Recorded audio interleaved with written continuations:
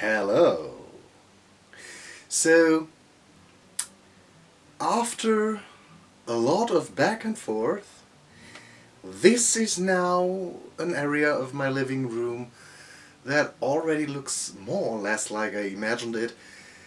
We have the place for my dolls to live, we have a place where they could look fancy, and we have a place where they can sit, at least the bigger ones, like Annabelle and Angie. If I don't feel like making an intro, then I will sit here. Surprise! Yeah. Okay, enough of that. On to today's video. It is now 1.5 years ago, so in March of 2020, that I found a doll on Wish. This one. Yes, I hope you will see her now, there, instead of the harp. So, I thought she was cute, but I wasn't sure what to do with her. I ordered her anyway. And then I stumbled upon a video about the whole origin thing stuff of Snow White, and I was quite interested in it because I was in Bad Wildung quite a time ago, and yeah, we drove by the little city of Bergfreiheit, and it claimed to be the Snow White village, and we went there, and there I heard about Margaretha von Waldeck, and that all was quite fascinating. And when I was back home, I stumbled upon this video, and there was the mention that in the Grimm's fairy tale Snow White was about 9 years old. What is creepy, but with how the doll looked like, I thought she's not that far off when it comes to being 9 years old. And then I did some research, which you will see now. So, design-wise, we have 4 Snow Whites that I thought would be worthy to take a look at. So, the Grimm version, which was not 9, she was 7, which shocked me even more. Classical depiction, black hair, red cheeks. There is a version of a German fairy tale movie where she wears something like that. Simple, boring, but okay. Second option, the Disney version. Luckily here she is already 14, still very young, but considerably less creepy. And everyone knows how she looks, so nothing to discuss here. So, the first possible real-life Snow White, Margaretha von Waldeck. She was 16 when the events took place. She could have worn something like this. I really tried my best to design this as historical accurate as possible. The one maybe portrait of her shows her with strikingly blonde hair. And then the last option is Maria Sophia von Erthal. She was 18 when the possible events took place, and because of the time period, I decided she isn't really an option. As with Margaretha, I made the sketch based on a portrait that is rumored to be Maria, but nobody can really be sure about it. This leaves us, however, with our 4 possible Snow White designs. Though the Margaretha design was the one I liked the most, I decided to go with it, but give it more of a red and white color palette to mirror the typical colors of Snow White and not be too colorful in the end. But I wanted to give her black hair because I still think it's quite a pretty combo to be fair. And so I sketched out my design and sketched out a coffin as well. And to be fair, I was really happy with the design. I did like it quite a lot. And then I found this picture online, which is basically nearly the same. So, nothing original here. Yay! When I made the Annabelle doll, so last year, October it was, I made the dress for Snow White as well. After that, the dress and the prepared hair lay in a box for half a year. Then I finally started to make the repaint. Because she has her eyes closed, the repaint potion was basically just shading. And giving her lips a mostly dark red color, and yeah, it wasn't that big of a deal this time, because, let's face it, without eyes, you don't have to do much. And yeah, I made her cheeks quite red because of the description in the fairy tale made her look a little bit ill, as if she has a fever, but doesn't matter, so she doesn't look that dead in her casket in the end. But I'm quite happy about it. Because she has a molded slit where the two eyelids meet, it was very easy to paint her. Of course, though she has this pre-sculpted eye thing, you can't give it any other shape, but she has her eyes closed, so but I have to say, because of this little slit thing, it was damn easy to glue in the lashes. And if you are a regular watcher of my videos, you will know exactly how much I hate gluing in lashes. And this time it was like a walk in the park. Just brushing on some glue, slapping on the lashes, and done. Last thing was glossing her lips, and then I could take out her hair and dress. And then I just cut her lashes to size, which meant I just made them a little bit shorter because they were insanely long. And then it was time to glue on the wefts of hair. I ordered some clip-in extensions and just took off the backing, which was tulle, I think, and the clips, and then I had the long wefts. A small part of them I glued onto some plastic, and the rest I basically just glued on there. Because, let's face it, she will lay in her coffin for the rest of her existence. So, there is no need to be too accurate when you have a doll that will never be seen from the back. I hope everyone understands this.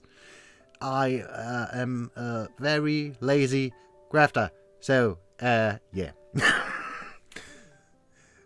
But I still try to glue as much of it in the back of her head to have a fully covered head. Because I wanted the look of a damn lot of hair. I do love long hair, and I love full hair, and yes, I know I don't have either of it, but so my dolls can have it, I think. Yes. And when that was more or less dry, I took out the wefts I made, cut them a little bit shorter, so that the edge was as neat as possible, and then I just glued them on. In the end, I'm not completely sure I did it this way because I saw a video of another doll artist, and because it is already so far ago, so long ago, I don't know who it was, but she did it this way, and I thought, oh, let's try it. Maybe it makes it easier. You still are able to see a little bit of glue, but who cares? She lays in her coffin. No one will look at her that much in detail, I hope. Then I could brush out her hair and give her hair ribbon.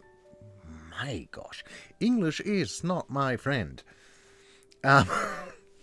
And yeah, with that, I could dress her, which was about time because, to be honest, I never had a problem with any doll, but with her looking this young, I was totally uncomfortable with her being nude. So I was very happy the moment I could dress her, and I was completely happy with how she turned out, and yeah. But it's still weird for me. I don't know why. I know why. To be fair, but yeah. Just let's stop talking about it. She was finished, she was cute, I was happy with her. Now we needed some more stuff for her. First thing, obviously, was her apple and some flowers that I wanted to put on top of the casket later. And yeah, I made them out of Sculpey. And the cool thing while working with Sculpey is, as long as it is not baked, it is quite sticky, and you can color it with soft pastels.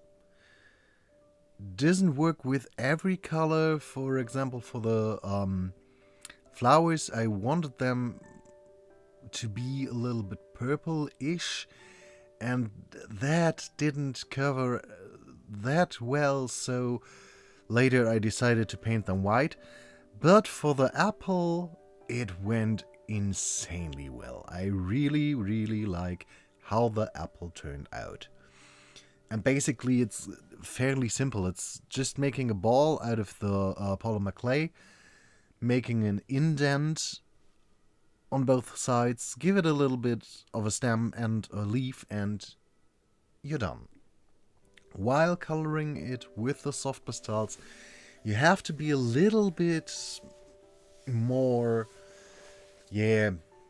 cautious, because obviously where the soft pastels go, they stick. So if you color too much, or if you have too much of the powder on it, you won't be able to give it another color.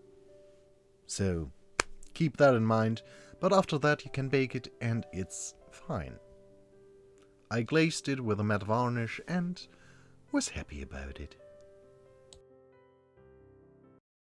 And yeah, then she had to wait again. Because the whole casket coffin design was something I wasn't looking forward to. I thought the design was cool, but how? How should I do it? So just really quick, I mixed up some resin, put it onto a silicone mat, and when it was halfway cured, I put it over the paperboard tube that I wanted to make the casket out of and let it cure completely. It didn't went as well. I made 2 attempts of it, both of them tragically looked insanely bad, so I decided to buy acrylic glass, and with a heat gun I melted it around the tube. So I finally had my glass coverage dome for our little casket. Merp, merp, merp.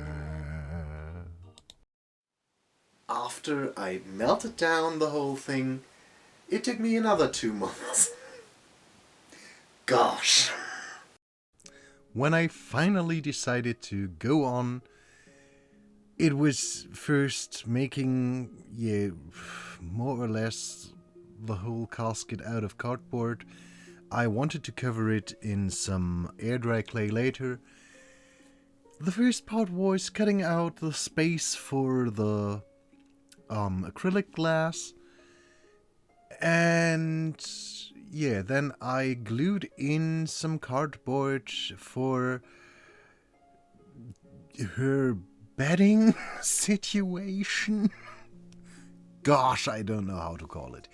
And I hot glued most of it because it was the easiest way, and as soon as I was done with it, I slapped on the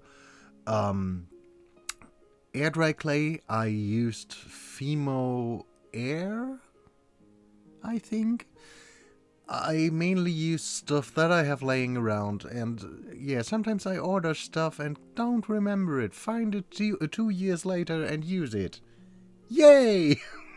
I'm so great at keeping everything organized. I smoothed out all of it with some water, then gave it some texture and let it dry for 1 night.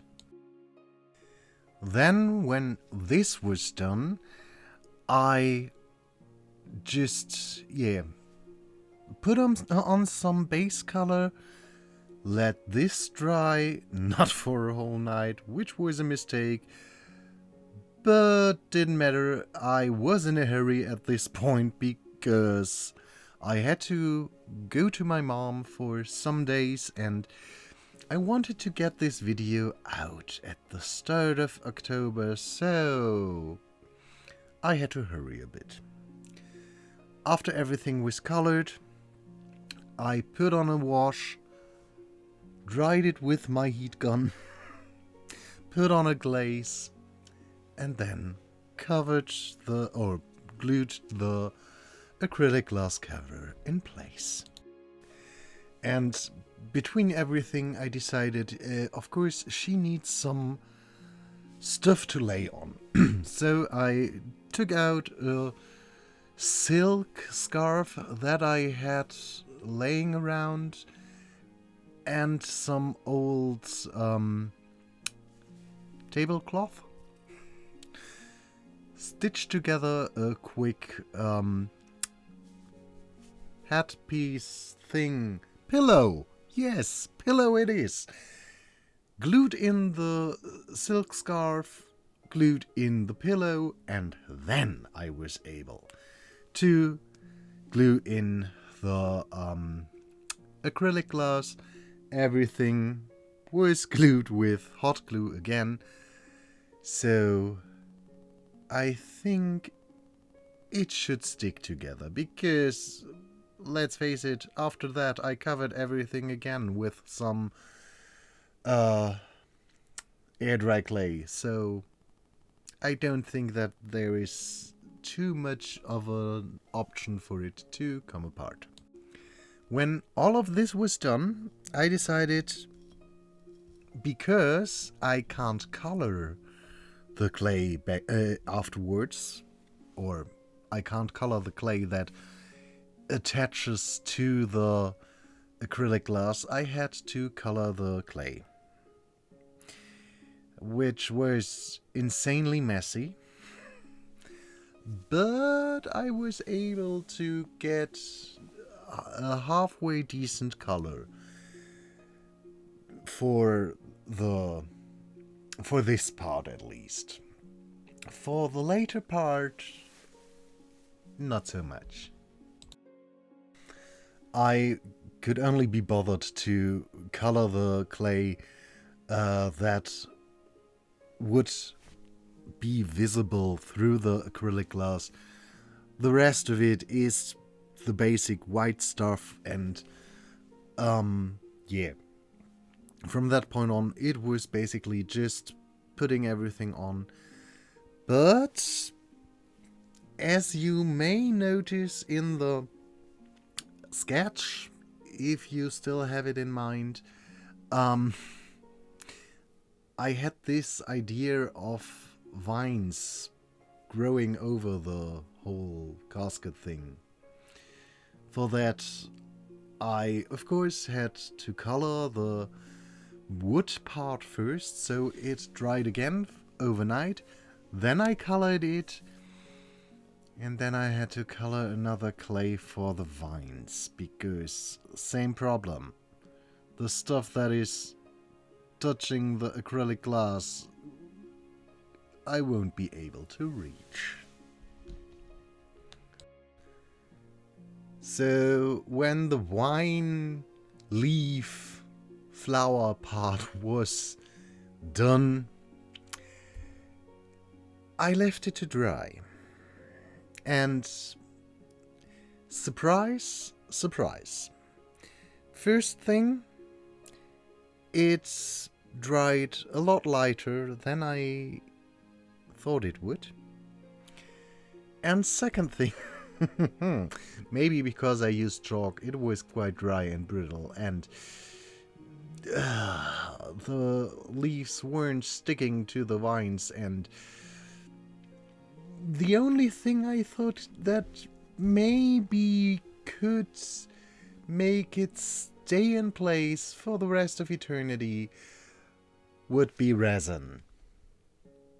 Again, resin. I first tried to glue everything in place, and then I mixed up some resin and covered as much of it as possible with a brush, and trying not to put too much of it on the acrylic glass. Looking back at it, I should have put more of the resin onto it and leave it like this. You will see why in a minute. Because at this point, I thought I will color the leaves later, and yeah, I left everything to dry, went to my mom, and when I came back yesterday, there were some things that weren't working. First of all, the vines were darker where the resin was, obvious. But, as I mentioned, I decided to paint them, so that wouldn't be that much of a problem, I thought. It was. Because painting these details without hitting the acrylic glass was nearly impossible for me. I tried very, very hard, but I failed miserably. And then I found out that there were some spots that were broken, but that was not as bad because it's bark. It will break. And yeah, one last thing was I found out that I could wipe off the color completely easy. So I decided, why do everything in detail? Just slap on all the color and wipe it off later. And that, yeah, led us to this pretty example of art. But anyway, I colored the rest of it, and yeah, with that was quite happy and thought, how easy. I was so damn wrong. Turns out it wasn't the color that I could remove that easily, it was a little bit of air dry clay that was colored. Ta-dum. So I had to clean it for 1.5 hours. And then, finally, I could lay Snow White to rest. The things I learned. First, Snow White is kind of weird. So I still hope that she laid in her casket for quite some time before the prince came along, because no, I can't, no. Just let's stay with no. Yeah? A big fat no. Second, good enough is good enough. She doesn't look completely messy in her casket, so let's just go with it. So with this, we can wrap up the whole Snow White video experience and tie a bow around it and leave it where it is. You will have the option to look at some hopefully pretty pictures in the end of this video, and for me it is time to wish you the best, and we will see us in another video. So have a nice time, and until then, bye.